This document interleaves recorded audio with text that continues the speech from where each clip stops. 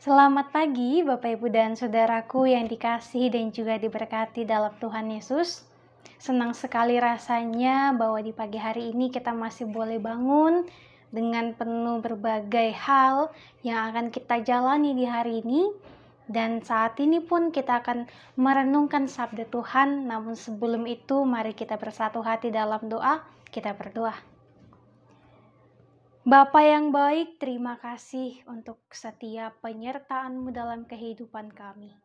Di pagi hari yang indah ini Bapa, kami telah siap untuk merenungkan sabda firman-Mu, untuk menghayati apa kehendak Tuhan yang harus kami lakukan agar dapat memuliakan Tuhan. Maka berfirmanlah ya Bapa, kami telah siap untuk merenungkan sabda firman-Mu dan kami pun percaya bahwa Engkau akan memampukan kami untuk dapat memahami kebenaran firman-Mu ini. Demi Kristus Yesus, firman yang hidup, kami telah berdoa. Amin. Bacaan Alkitab di pagi hari ini yaitu dari Injil Yohanes pasal 3, ayat yang ke-14 dan juga ayat yang ke-15. Injil Yohanes pasal 3 ayat 14 dan ayat yang ke-15 firman Tuhan. Dan sama seperti Musa meninggikan ular di padang gurun, demikian juga Anak Manusia harus ditinggikan, supaya setiap orang yang percaya kepadanya beroleh hidup yang kekal. Demikianlah pembacaan Alkitab, terpujilah Kristus, haleluya. Bapak, Ibu, dan Saudaraku yang dikasihi dan juga diberkati Tuhan, selamat pagi. Apa kabar kita di hari ini? Saya berharap dan juga saya berdoa supaya kita semua boleh senantiasa dalam keadaan yang sehat, boleh tetap semangat, tetap tersenyum, bahkan tetap bersyukur. Karena kebaikan Tuhan yang begitu luar biasa senantiasa menyertai kehidupan kita. Bapak, Ibu, dan Saudaraku, tema perenungan kita di pagi hari ini sesuai dengan Sabda Bina Umat, yaitu memandang Yesus. Memandang Yesus.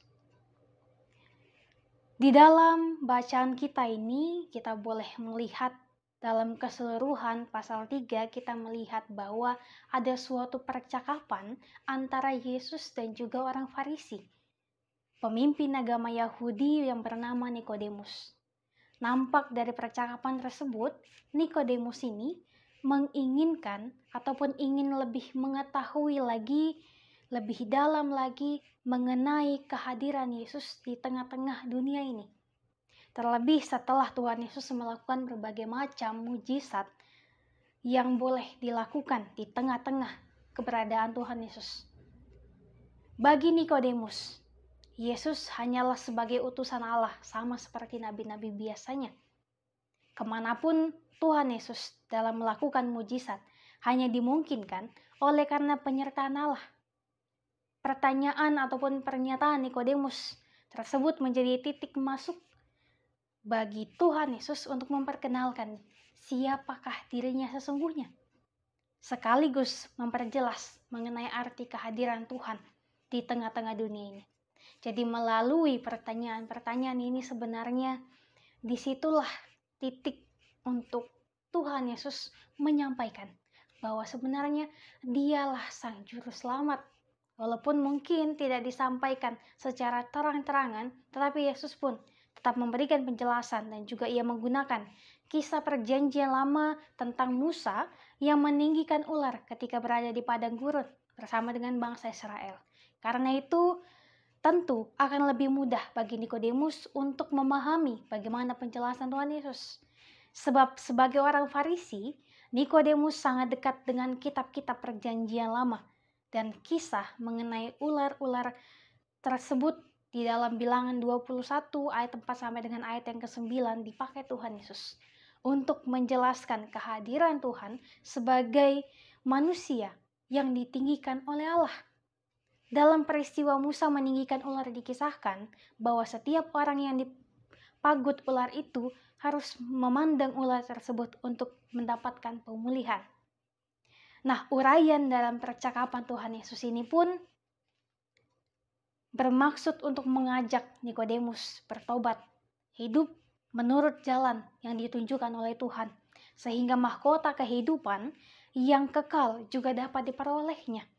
Penjelasan ini juga mengarah kepada peristiwa Tuhan Yesus yang akan disalibkan kelak untuk memberikan pemulihan ataupun keselamatan bagi setiap manusia yang memandang Dia, karena dosa dan kejahatan yang telah dilakukan manusia telah ditebus oleh Tuhan Yesus.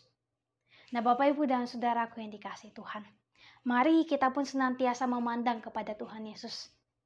Memandang bagaimana kasih sayang Tuhan yang tak berkesudahan bagi kita.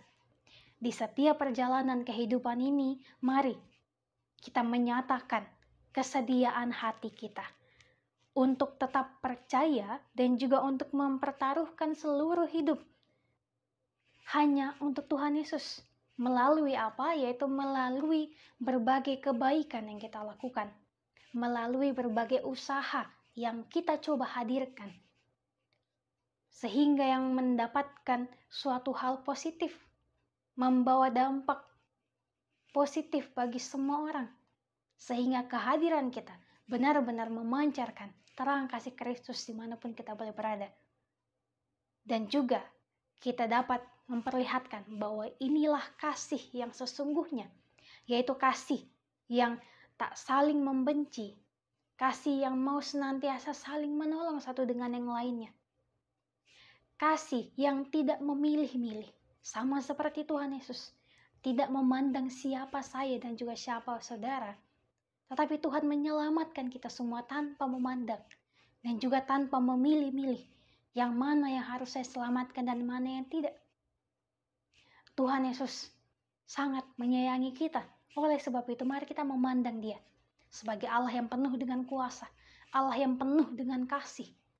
Sebab memang benar Ialah Allah yang penuh dengan kasih yang senantiasa merawat kehidupan kita. Bahkan ketika kita tertidur pun Allah tetap menjaga kita, tetap melindungi kita supaya kita senantiasa merasakan sukacita dan juga merasakan damai di tengah-tengah kehadiran kita di dunia ini. Bahkan terlebih jikalau kita mengimani kehadiran Tuhan di tengah-tengah kehidupan kita. Untuk itu Bapak, Ibu, dan saudaraku, Tuhan Yesus bukan sekedar hadir di tengah-tengah dunia ini untuk hadir begitu saja. Tetapi Tuhan hadir berkarya dan juga Ia memberikan sesuatu hal yang sempurna bagi kehidupan kita. Bagi kehidupan saya, bagi kehidupan Bapak, Ibu, dan Saudara. Mari kita nikmati dan juga menghidupi karya Tuhan dalam kehidupan kita sepanjang hari ini. Mari kita senantiasa mempertahankan anugerah keselamatan yang telah diberikan Tuhan kepada kita. Mari berbuat baik, mengusahakan yang terbaik di hari ini dalam pekerjaan, pendidikan, bahkan setiap hal yang kita lakukan, pekerjaan rumah, dan juga berbagai usaha-usaha lainnya. Di hari ini kita percaya bahwa ada Tuhan yang akan menuntun kita, maka pandanglah Tuhan, karena Ia senantiasa menjaga dan juga melingkupi kehidupan kita sekalian. Amin untuk firman-Nya. Bapak, Ibu, dan saudaraku, mari kita berdoa. Bapa yang baik, terpuji-pujilah nama-Mu. Terima kasih untuk setiap sukacita. Terima kasih untuk setiap penyertaan Tuhan yang begitu luar biasa yang boleh kami rasakan.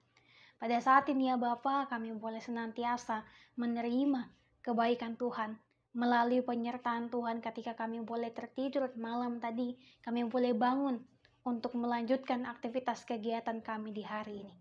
Kami percaya Tuhan, tanpa uluran kasih Tuhan, kami bukanlah siapa-siapa. Kami tidak mampu untuk melakukan apa-apa tanpa Tuhan. Oleh sebab itu ya Tuhan, kami mau membuka diri kami, membuka hati kami untuk dikuasai oleh firman Tuhan. Sehingga firman Tuhan ini dapat menuntun kami untuk menjadi pribadi yang lebih baik lagi. Menjadi pribadi yang mau senantiasa memandang Tuhan. Melihat bagaimana kebaikan Tuhan kepada kami. Sehingga kami pun dapat menjadikan Tuhan sebagai teladan. Dan kami dapat melakukan hal yang baik. Sama seperti Tuhan yang lakukan kepada kami lakukan kepada sesama kami, yaitu dengan menyebarkan kasih. Tuntun sertai kami Tuhan, di dalam berbagai aktivitas kami di hari ini, aktivitas pekerjaan, usaha kami, bahkan ketika kami berusaha untuk mencari pekerjaan dalam berbagai hal yang kami lakukan di dalam rumah kami masing-masing pun berkati Tuhan. Kami serahkan kehidupan kami hanya ke dalam tangan pengasihan-Mu saja. Ampunkan setiap salah dan dosa kami, yang sengaja kami lakukan bahkan yang tidak sengaja kami lakukan, yang menyakiti hati sesama kami, terlebih yang menyakiti hati Tuhan. Berkenan atas kami Tuhan, ini doa kami, ini syukur kami. Demi Kristus Yesus, Tuhan dan Juru Selamat kami yang hidup, kami telah berdoa. Amin. Bapak, Ibu, dan Saudaraku, terima kasih.